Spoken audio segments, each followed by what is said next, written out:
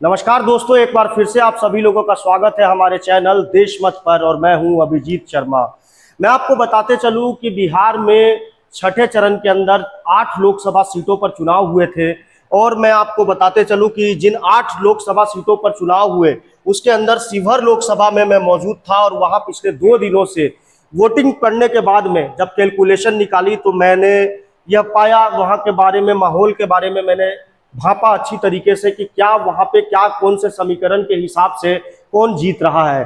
तो आप सभी के सामने आज शिवहर लोकसभा के ऊपर चर्चा करेंगे। और आज के इस एपिसोड में मैं आपको शिवहर लोकसभा के बारे में पूरी जानकारी दूंगा। और सबसे पहले मैं बताऊंगा कि शिवहर लोकसभा का इतिहास क्या रहा है, कुल कितने विधानसभा जो है शिवहर लोकसभा क्षेत्र के अंदर से आते हैं, पुराने रिजल्ट पे भी चर्चा होगी। उसके अलावा यहाँ पे मतदाताओं के बारे में भी चर्चा करेंगे। साथ ही ये भी चर्चा करेंगे कि इस बार शिवहर लोकसभा में कुल कितने प्रतिशत मतदान हुए।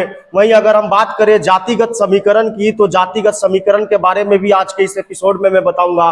साथ ही यह आकलन करके बताऊंगा कि शिवहर की आबो हवा में ऐसा क्या है जो रितु जायसवाल और लवली आनंद को बीच में टक्कर देखने को मिल रही है। उसके हवा के रुख के बारे में बात करूंगा कि समीकरण के हिसाब से शिवहर लोकसभा में किसका पलड़ा भारी है।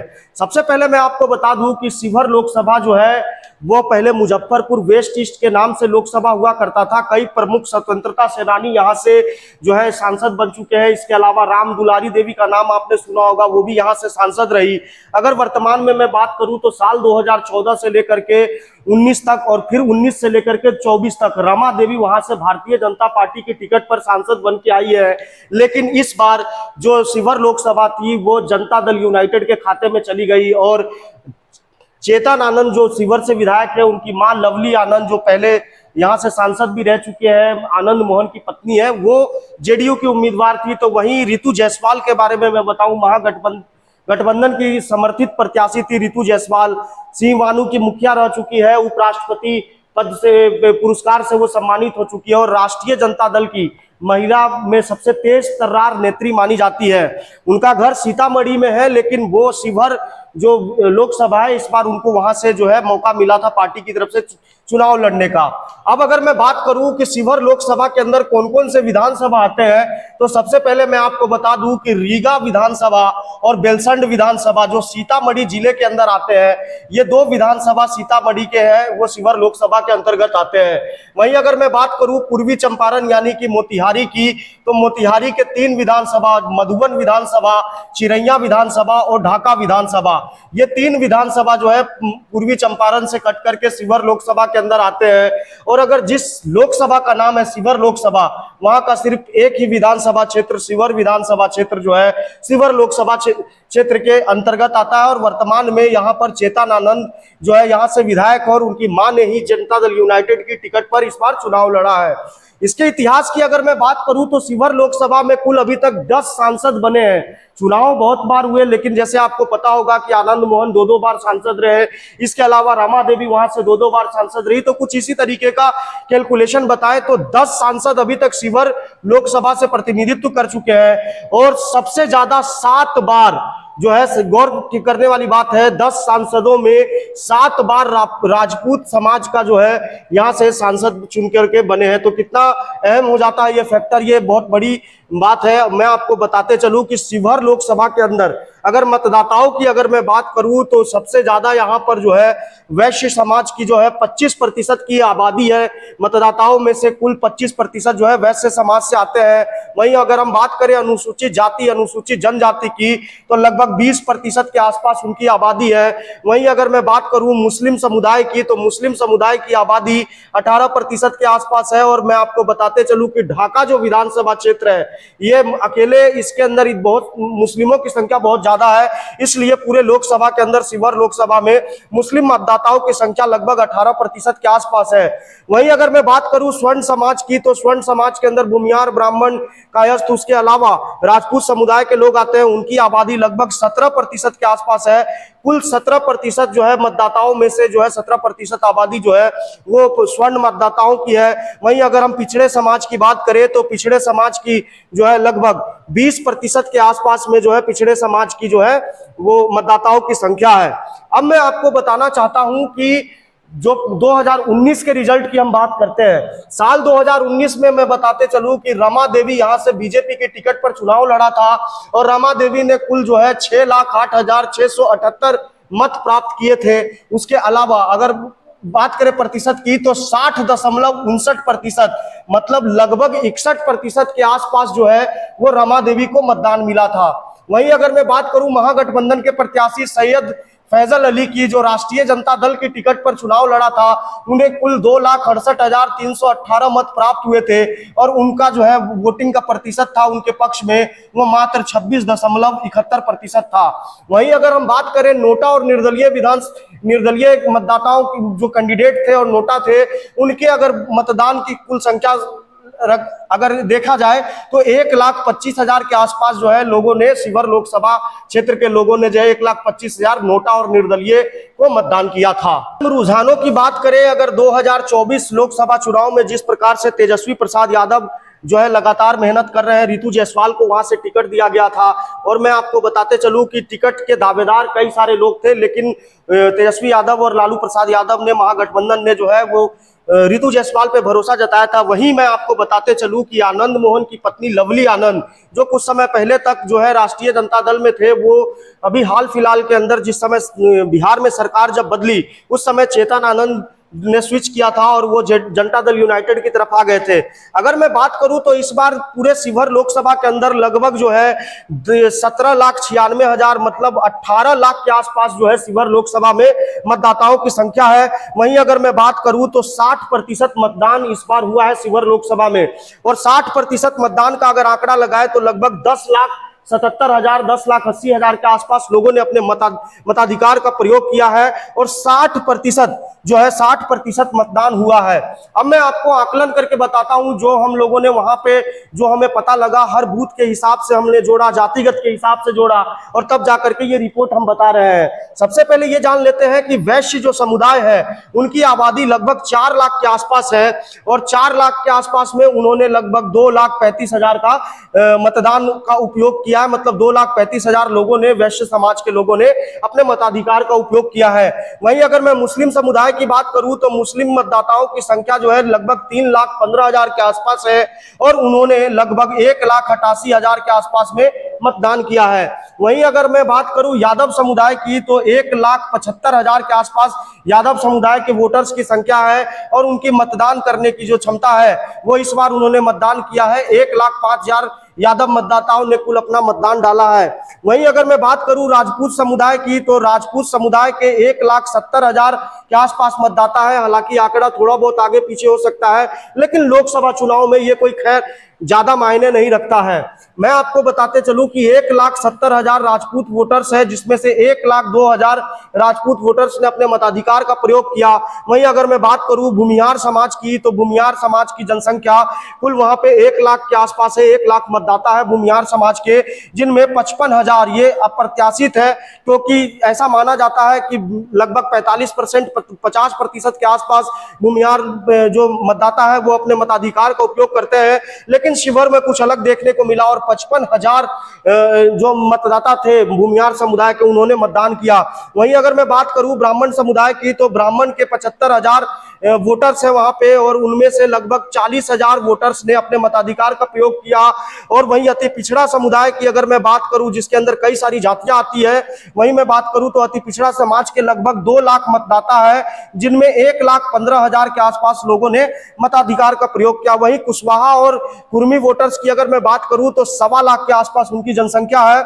1.25 लाख के आसपास वो अपने वोटर्स है टोटल और 77,000 वोट का मताधिकार का प्रयोग उन्होंने किया है। वहीं अगर हम दलित समुदाय की बात करें तो लगभग 2.25 लाख से ऊपर उनकी वोटर्स की संख्या है। उनमें लगभग 1,45,000 के आसपास में उन्होंने अपने मताधिकार का प्रयोग किया है। अगर हम इन सभी जातियों को जोड़ लेते हैं और कैलकुलेशन पे आते हैं तो लगभग 18 लाख के आसपास शिवहर लोकसभा की जनसंख्या पहुंचती है। वहीं अगर मैं बात करूं वोटिंग के अंदर, जरा गौर से आप लोग देखिएगा, अगर वोटिंग की बात करूं तो वैश्य समुदाय से ही आती है रितु जायसवाल और उन 2,35,000 में से लगभग 1,20,000 मतदाताओं ने जो है रितु जायसवाल आरजेडी के ऊपर भरोसा दिखाया है। वहीं जनता दल यूनाइटेड की बात करूं तो लगभग लवली आनंद को वैश्य समुदाय की तरफ से 96,000 से 1 मत मिलने के आसार है। वहीं अगर मैं बात करूं मुस्लिम समुदाय की तो लगभग 1,88,000 के आसपास उन्होंने मताधिकार का प्रयोग किया और लगभग ये बहुत बड़ा आंकड़ा है 1,70,000 के आसपास जो है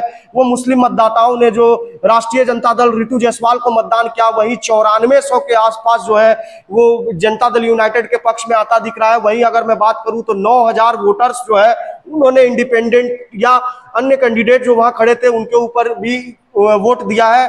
वहीं मैं बात करूं वैश्य समुदाय की तो जनता दल और राष्ट्रीय जनता दल के अलावा 21,000 वोटर्स ने जो है अदर मतदाताओं को मतदान किया है। वहीं अगर मैं बात करूं यादव समुदाय की तो 1,05,000 कुल वोटिंग कैपेसिटी हुई इनकी, वो वोट इन्होंने गिराया, जिसमें से 94,500 90,000 से ऊपर 94,500 जो है वो मतदाताओं ने राष्ट्रीय जनता दल को मतदान किया। और वहीं अगर हम बात करें तो मात्र 5,000 लोगों ने जनता दल यूनाइटेड के कैंडिडेट को, जो यादव मतदाताओं ने मात्र अपना वोट दिया, और उतना ही वोट अदर कैंडिडेट को भी यहाँ पे यादव समुदाय की तरफ से मिला।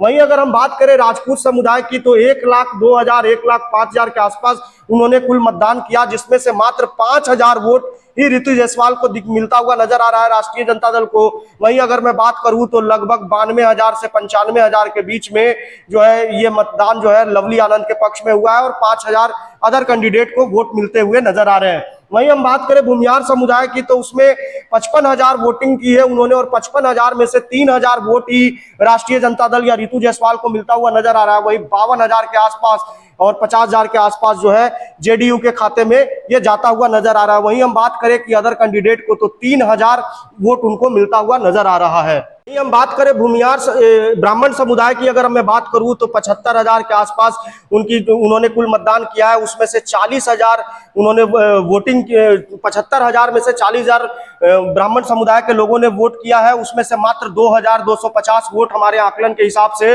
राष्ट्रीय जनता दल को मिलते हुए दिखाई दे रहे हैं। वहीं 40,500 के आसपास जो है वो जेडीयू लवली आनंद के पक्ष में जो है ब्राह्मण समुदाय के लोगों ने मतदान किया। वहीं 2,200 अदर जो कैंडिडेट खड़े थे उन लोगों को मिलने के आसार है। वहीं अगर हम बात करें अति पिछड़ा समाज की तो 1,15,000 कुल मतदान हुआ उनका, 1,15,000 में से 36,000 वोट मात्र जो है राष्ट्रीय जनता दल को मिलता हुआ दिखाई दे रहा है। वहीं 72,000 के आसपास जनता दल यूनाइटेड को जो है लवली आनंद के पक्ष में जो है अति पिछड़ा समुदाय के लोगों ने मतदान किया।